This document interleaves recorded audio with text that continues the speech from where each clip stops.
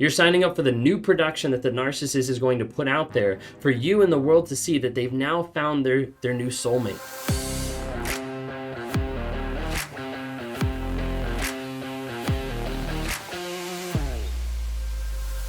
Did you have the opportunity to get out?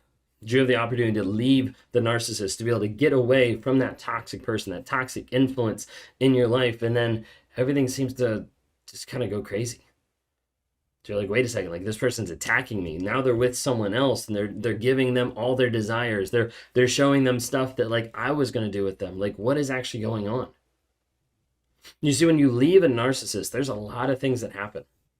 Whether that's smearing, projection, putting up a false persona, like whatever it is, you see a lot of different things happen. And normally, one of the best routes to go is no contact. Have you done that? Is that something you've thought about or engaged with, or maybe you've already done, or maybe you've done and gone back and kind of gone back and forth? You're like, wait a second, I don't know. Is this healthy for me to do? Is this not? Like, I love this person, and you're confused. So let's talk about today, like what happens when you leave a narcissist and you go no contact. Okay. If you guys are new here, my name is Ben Taylor. I'm a self-aware narcissist on this platform to provide awareness, growth, healing, and change. And we do that by providing free content everywhere on TikTok, Instagram, Facebook, YouTube, Amazon Music, Spotify, Apple Podcasts. Look us up anywhere just under Raw Motivations.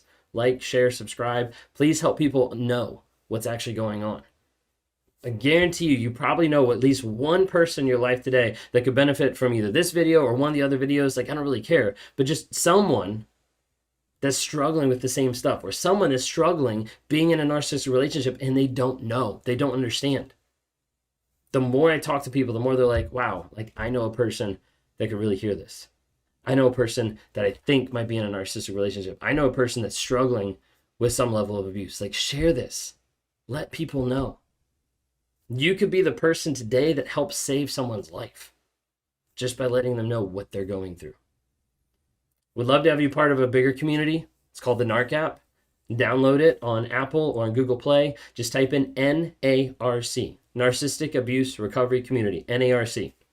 Download that. We got courses, interactions, advice, places for you to actually track your no contact, record your truth, learn from other people. We've got weekly coaching, weekly lives that happen inside there, monthly coaching with coaches all around the globe. We've got courses, gaslighting, lies, boundaries, healthy dating after abuse, and a lot more to come.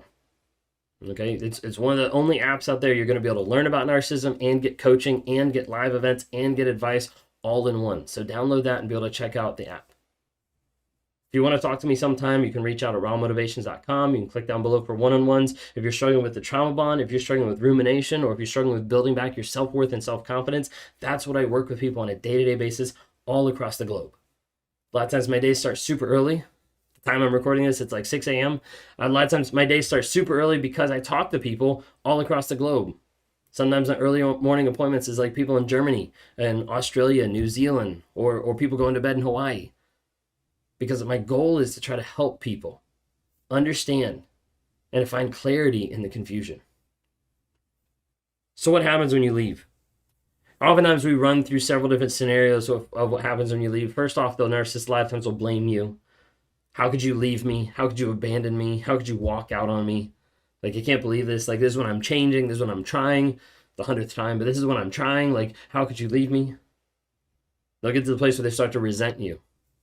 Like, I can't believe this. Like, they betrayed me. They were awful to me. They were mean to me. They abused me. And then they'll start to smear you. They'll get really vindictive. Or sometimes they'll be revengeful in what they're doing, and they'll start to smear you to your friends, to your family, to your coworkers, to people around. They'll start to attack you and attack your character, attack who you were in the relationship. They'll try to use small things that you did years ago to be able to justify their behavior now, to be able to justify the story that they're writing, the story that they're telling, saying, hey, this person is awful because of this. And then a lot of times they'll come back and they'll try to hoover. And they'll try to get back with you. And you might think for a moment, wow, this is great. This is amazing. They finally figured it out. And then you get back with them, you're like, wow, nothing has changed. Because it doesn't. Unless a narcissist is going to be honest, vulnerable, and start developing consistent change, trackable, consistent change, nothing is going to change. No amount of promises, no amount of words, no amount of future faking, gaslighting, love bombing is going to change the reality that they're not working on themselves. One thing you have to realize and understand is like they decided to devalue you months or even years before you left. It wasn't like they just changed at the last second. It wasn't like they just modified or twisted around at the last moment. It wasn't like at the very end they're like, oh yeah, now I hate you. No, like they actually were doing that a long time before you realized. Another thing you need to realize is a lot of times they have the new supply already lined up. So even though you leave and they might beg you at the last moment to stay so they can blame you, they still will turn around as soon as you leave and they'll call up someone else. They'll get on a dating site. They'll, access to Tinder again. Like whatever it's going to be, like they will get back out there as soon as possible, or they already have someone ready in the wings to be able to step into your place. A lot of times people are like, oh, no, that's not true. It is more than you want to believe. Whether they have a side chick at work, whether she's got someone else that she sees, out and about, it does happen a lot. And a lot of times a narcissist wants to make sure that they have someone locked in, that they have a new supply, that they have someone ready to go to before you leave. And sometimes if you leave before that's ready, then that'll be even more vindictive, more revenge, more frustration, because how could you do this? You abandoned me before I could have someone else to replace you. Like that's literally what's going on. The other thing, if you've seen some of my videos about like when the narcissist leaves or when the narcissist wants you to leave, like different things like that, one of the things that I talk about in those videos is when you leave, they use that to play the victim. They use that to triangulate a new supply. They use that to be able to blame you and say, hey, it's their fault. I tried to get them to stay, but they walked away. They walked out the door. They left me. And they'll use that in their story to tell the next person. In the facade and the mask that they build for the new person of like, yeah, like I just need someone to love me because like they left me, even though they pushed you out the door. So a lot of times we talk about no contact, about after you leave the narcissist, after you get away, and a lot of the things that I kind of like skim through really quick, I've done videos on. So go back and just look under Raw Motivations on YouTube. There's more aspects of it there. But when we talk about no contact, there's a couple reasons why we talk about no contact. One of the main ones that I try to emphasize and have people understand is when you stay in contact, or when you stay in contact on social media, or maybe you're not responding, but you're still watching, you're still seeing things that are going on, what you're signing up for is the production. You're signing up for the new production that the narcissist is going to put out there for you and the world to see that they've now found their new soulmate. They've now found the next person that's going to make them be whole, that they're going to change for, that they're inspired to be with, that they love, and all these different types of things. They're going to put that out there and try to convince everybody. The thing is, they're trying to convince everybody. You have to understand that. They're not putting it out there because it's real. It's not putting it out there because they're like, oh my gosh, this is so amazing. No, they're putting it out there because they're trying to convince the world that they're in love with someone that they're actually not. That they're just constructing a new mask.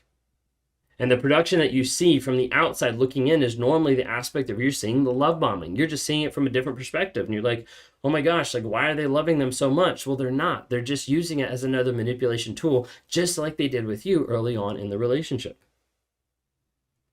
They want to put on the production a lot of times to be able to prove your version of the story wrong.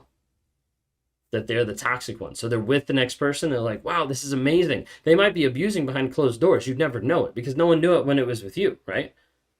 But they might be abusing that person behind closed doors, but they're going to project, they're going to put out there that, hey, I'm the best person ever. This is the best relationship. And what that does is it creates a doubt in your mind that everything you experienced with that toxic person wasn't real, and it was. And you have to rely on that truth. Otherwise, they will use that and they will manipulate you when they're out of the relationship. They also put on a production to triangulate the new supply. To be able to say, hey, this is amazing. Like, I've never done this before. I've never had this great of a relationship. This has never been so amazing. My last relationship, wow, like that was like awful. We did blah, blah, blah. They'll use it as a form of triangulation. They'll try to punish you by giving the next person all that you ever wanted. You wanted the house on the lake, the next person got the house on the lake. You wanted the vacation to Tahiti, the next person got the vacation to Tahiti. The thing you have to understand, a lot of people don't realize like the subtle difference of what actually happens here, is a lot of times a narcissist will use your dreams, your hopes, and your values for the next person. One, because they learn, they leech off of you. And two, because they're not that ingenuitive. Like they don't just come up with these ideas. They're like, hey, this is something I purposely held back from the other person. Let me use that. Let me pull that out of my library of things that I can hold back. And then they give it to the next person. Couple things that happen there. One is you understand that they purposely did that to you. So like the vacation to Tahiti, they purposely held that back from you. Like that was your hopes, your dreams, one of the biggest things you wanted. They purposely held that back for you, and then they're going to use that to the next person. They're going to use it for the next person. The thing you have to understand is the next person might hate the beach. They might rather go to the mountain or be in the snow. They might hate the beach. It might still be another way to abuse the next supply. But you're never going to see that. You're never going to know that because on social media, it's never going to put that up there because you're watching a production. A lot of times people ask, like, how can I go no contact with kids? Like, I don't know what I'm supposed to do. A lot of times people say it's not possible. There's a lot of people out there that are doing it more and more and that are have to do it more and more. They use a third-party app, third-party communication, third-party drop-offs. Look up parallel parenting. Look up Judge Anthony or Anthony Bompiani, depending on what platform you're on. Look up the BIF method, brief, informative, friendly, firm. Use those to be able to communicate. I've done videos about how to go no contact with kids on YouTube, so like check those out. The thing you have to remember with no contact, production, everything like that, the thing you have to remember is no contact is essential for your healing, your growth, and your change. Think of it like this. Let's say you've got a bandage on your arm where you had a bad burn. And every day you walk to that bandage and you like take it off. And every time you take it off, you peel that top level of skin that's healing. And you're like, oh my gosh, it's still bleeding. Wow, that hurts. And then you put the Band-Aid back on. The next day you come back and you open up and you're like, wow, still bleeding again. Because every time you rip off the scab that was starting to heal the process. And the thing is, when you reach out, when you still watch their social media, when you still are in contact with a toxic person, you're still triggered, you're still controlled, and you're still developing those addictive natures with that person. And until you pull back, until you actually say, hey, I'm gonna leave the bandage on. I'm going to focus on my healing, on my growth, on my change, and ignore what's going on in their life. Because it's just a facade. It's just fake. It's not real. But I'm going to focus on what I can control, and that's myself. How am I going to heal, grow, and change? How am I going to show up for myself and for my kids on a day-to-day basis? How are you going to do that today?